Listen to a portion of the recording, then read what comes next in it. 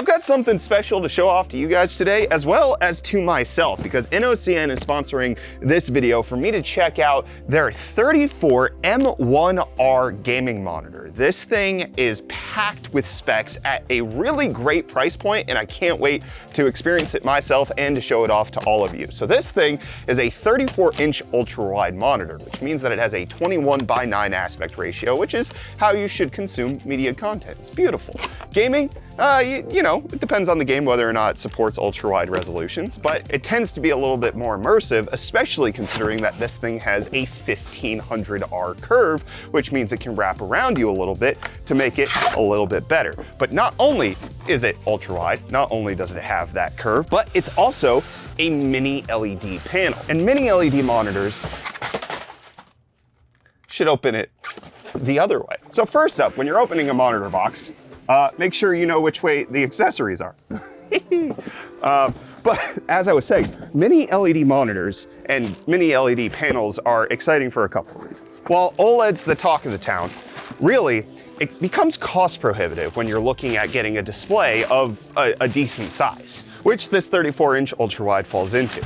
I have a 65-inch TV, that mini LED TV, and while it isn't quite the black levels and the visual aesthetic that OLED brings you, it was significantly cheaper, with it not having the main drawbacks that you get from regular LED monitors. And that's because with mini LED, you have a whole bunch of backlighting zones. So this specific 34 M1R monitor has 2,304 zones of backlight brightness. So that means when there's a black image on the screen, you're actually not illuminating that portion like you would on a traditional LED panel, and that means that you actually get better black levels than you do on a regular LED monitor without the cost that comes with getting a high-end OLED panel. So the accessory package that comes with the 34 M1R kind of reveals a few things that we're going to discover with the monitor. It supports the HDMI, which is great, also supports DisplayPort, which is great, but it also has Type-C connectivity as well as 90-watt power delivery, which is really helpful when it comes to powering this monitor with a laptop having to only use one cable. Additionally, it comes with USB upstream, but it also functions as a KVM switch, which allows you to connect multiple computers to it and have only one single peripheral set in a keyboard and mouse. But let's go ahead and get this thing out of the box. We have the stand set up, which I will talk about in a second. It has a couple of features which are very notable. Actually, before we get it on the stand, I just want to note that the plastic finish on the back of this is not glossy black, which is the right choice. Glossy black plastic, I do not like it on many things, including PC peripherals, and having it just be matte black, such a good choice. Brilliant, love it. Additionally, you have the grills on the side for the speakers that are in this thing, which this thing has a 10-watt bass woofer as well as two 5-watt speakers. So I'm excited to hear what this sounds like. I've had a few monitors in my day that actually sound pretty good, but I'm excited to check this one out. But you can see back here, there's a connectivity port right here for the monitor, and that is going to help for a few things, namely with the stand, because if you see right down here, that's a Thunderbolt. Kerchow! Because this offers 15-watt wireless charging pad capability so that you can charge your phone. I want more monitors that have this feature. Look at this beautiful speaker bar down here. I think it's a speaker bar. So it's hard to really know. I think the woofers are somewhere, the speakers are somewhere, but I like this fabric front section. And if we just want to take a look at connectivity on the back before we get this thing booted up, you have two HDMI ports, a DisplayPort port, that Type-C that I was mentioning, power in, and then the USB connection so that you can have the KVM switch. And a little headphone hanger at the back right here. I keep my monitors up against the wall, so this is a nice addition for people who don't do that, I guess. It's not for me, but it'll be helpful, and a nice little cable management metal situation. I like it. Also, we built Kyler a brand new PC recently on one of our Twitch streams. This thing has a 7800X3D, an RTX 4080 Super, and we'll be able to test the power of this on this monitor. Because this thing has a resolution of 3440 by 1440, but it has a refresh rate of 165 Hertz. So having a high-end graphics card for Kyler should be able to power this thing no problem. But I haven't even gotten to what makes this even more exciting, and that is with that resolution, with that refresh rate, with the fact that it's mini LED, so it has all of the dimming zones, it's also HDR 1000. So you're getting very high quality HDR brightness levels on this panel. And for the price that INNOCN is charging for this on Amazon right now, it's a very, very value-oriented package here. Got it all set up, turn it on for the first time. Kyle, your computer didn't turn on.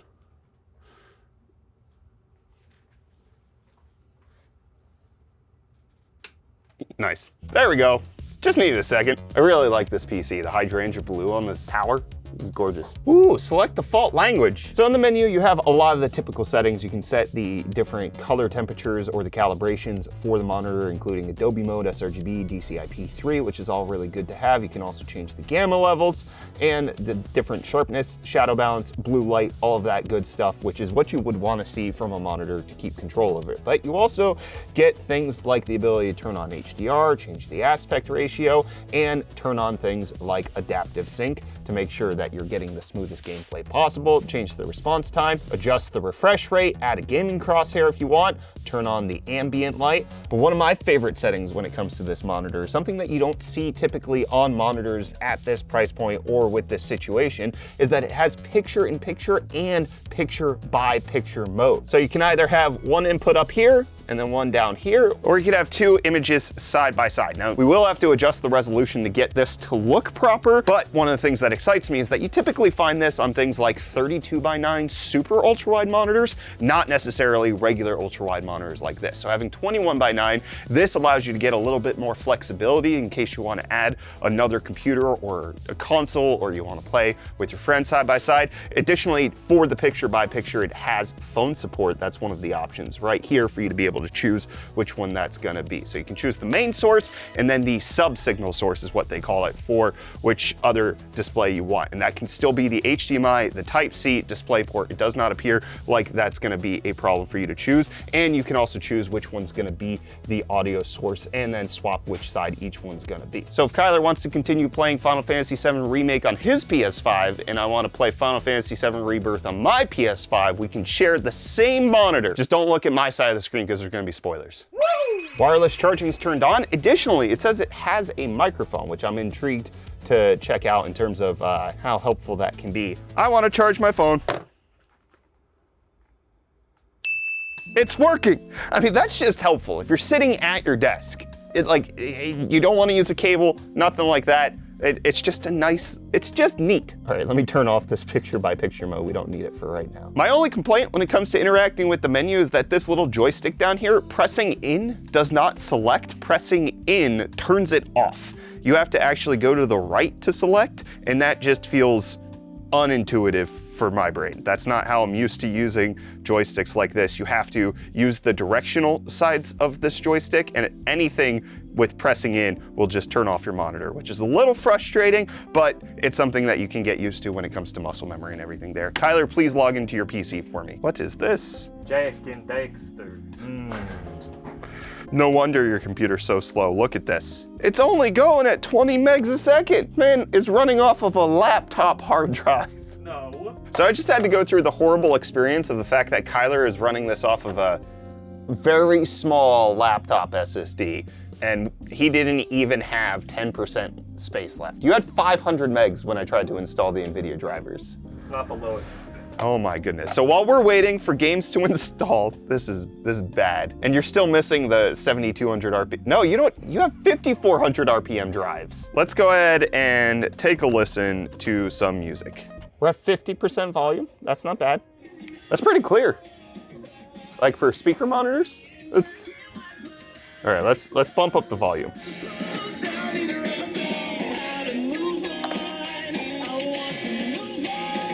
Yeah, everything's at full volume. It doesn't distort like I'm used to hearing with speakers that come from a monitor. So that all... I can feel the bass.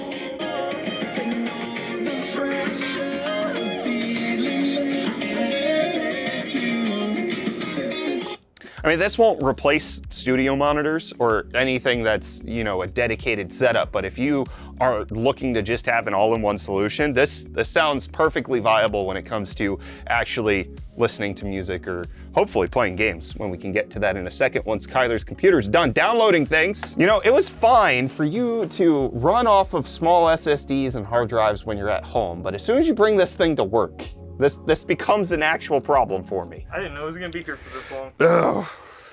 You're the worst. Oh, it's got RGB on the back? That makes it look so much cooler. Oh yeah, like the little fins, each having RGB lighting. It said it had ambient lighting. I thought we were gonna discover that as we were going along, and no, just got some nice, pretty RGB on the back here. I like it. So the monitor has a microphone built in, and I'm curious what exactly it sounds like. So I'm gonna listen to it and have it play back as I'm talking.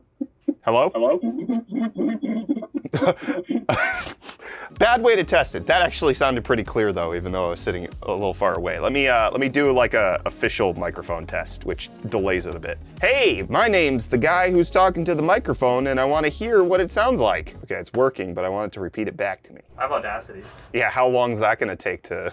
Well, actually, to be fair, I don't know if it's on a drive that's in the computer right now. That's why I'm going on mine. Because I can't trust what you're doing. You're just you're a menace of a human. So I'm not looking at the monitor as I'm recording this audio, but I'm so frustrated with how Kyler chooses to run his computer setup. I give him the world, a 4080 Super, and yet he installs all of his games. Cyberpunk is installed on his PC, but it's not installed for right now because we took the hard drives out, and he was running Cyberpunk off of a 5400 RPM hard drive. That's why I'm going on mine. Because I can't trust what you're doing. You're just you're a menace of a human. So I'm not looking at the monitor as I'm recording this audio, but I'm so frustrated with how Kyler chooses to run his computer setup. I give him the world, a 4080 Super, and yet he installs all of his games. Cyberpunk is installed on his PC, but it's not installed for right now because we took the hard drives out, and he was running Cyberpunk off of a 5400 RPM. That's not the cleanest audio I've ever heard, but it's also built into a monitor, so you don't have to get a dedicated mic. If you're just looking to have something set up for Zoom calls or Teams meetings, it'll work. It's there. 5 minutes. I've got to wait 5 minutes because you got to use hard drives. One eternity later. I could give you the fastest Intel CPU, 14900KS, and a 4090, and this would still be miserable. Well, so part of the problem is that I installed it on the secondary drive, but it's running a lot of the initial setup on your C drive. And so it is taxing the heck out of this. Phantom tax. I had other things to do today. I could have been enjoying this ages ago. All right, let's turn on ray tracing, get everything fired up. I don't even have words. I wait half an hour to finally play this game, and his computer just crashes. This is further than we got. Yeah, it's good now. Ah! So you have Phantom Liberty saves, but you don't have Phantom Liberty. That might explain why we're struggling here. Maybe.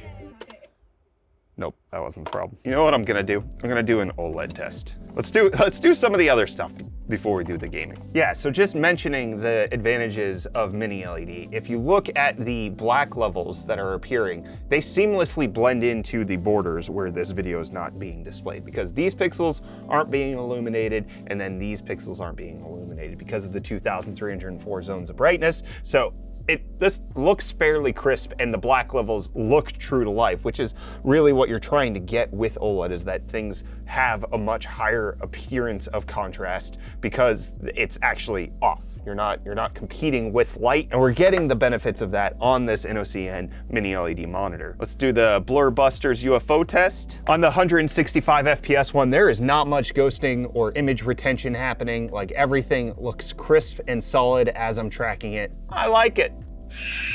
Whoa, that's fast. Yeah, just having the clear background, not like each of the UFOs seems very distinct. Let's increase the count. Those are supposed to look like that, Kyler, because it's going at a much slower frame rate. Yeah, this looks good. Get back to the benchmark at hand. This is like 100% your fault. We've done 2 whole videos where I've roasted your PC, and you did nothing about it. If it crashes on the benchmark, I'm gonna cry. There we go.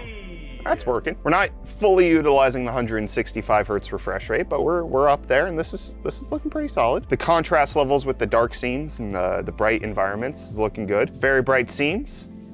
This is where the HDR 1000 comes into full test, especially once you start adding the sun areas. Unfortunately, you can't see it on a YouTube video, but like it's definitely retaining detail in the highlights, but also in the shadows, which is where HDR is very helpful. It worked. The game didn't crash. You got any fast-paced Twitch games installed? Warframe. All right, Kyler, play the fast-paced game. Where are we dropping? I'll play it. Move. I mean, the colors look good. You have motion blur on, don't you? I don't think so. Motion blur's turned on. I was like, I don't like that. Oh, there we go. No motion blur. Just the game moving real fast. All right, am I supposed to go somewhere? Find the waterfall. Finding the waterfall. Jump up the waterfall. You can jump up waterfalls? I haven't played this game in 6 years. Hit the double jump. Oh, out the big door. Yeah, go out that door. Oh, she struggled. That's just... Yeah, it's just loading in. Get him. He got me. I don't know if I'm supposed to shoot that. I mean, this plays real smooth. Like, as far as the monitor goes, like everything looks crisp. There's high contrast. This isn't the brightest level to take full advantage of the HDR, but I mean, responsiveness on the 165 hertz is pretty good. I'm really bad at CSGO, so I don't want to play that. No! You got a little pet? Yeah, that's Champ. Get him, champ. Oh yeah. All right, I'm gonna quit. I mean, overall, the 34M1R from INNOCN has a lot of features that just make it a very viable monitor, whether it's the USB-C that allows you to have the 90-watt power delivery so that you only have to plug in one single cable to get the display as well as the power to your laptop, or the KVM switch so that you don't have to go back and forth between your laptop that you want to set up at your docking station and your gaming PC, or just even having picture-in-picture, picture-by-picture so that you can play your PC, you watch Apple TV, I guess, or like have a console next to you so that you can play with a significant other. This thing packs a lot of features into such an affordable price point, especially having that HDR 1000 so that you get the brightness levels of everything that you want, the 2304 dimming zones on the mini LED, and it's obviously a very good resolution of 3440 by 1440, 165 hertz, 1 millisecond response time. This honestly is a very solid package. You got a speaker included in case you don't want to have headphones on or you don't want to buy an external pair of speakers, and it also has a built-in microphone in case you want to use that for your Teams meeting. Overall, it just comes with so much. Oh, I forgot to even mention the wireless charger again, because it's just a helpful little feature to have. And again, with the price point that INNOCN is charging for this, it seems like a very solid package overall. So big thanks to INNOCN for sponsoring this video, allowing us to check out the 34M1R. You can check it out at the link in the video description, and we'll catch you guys in the next video.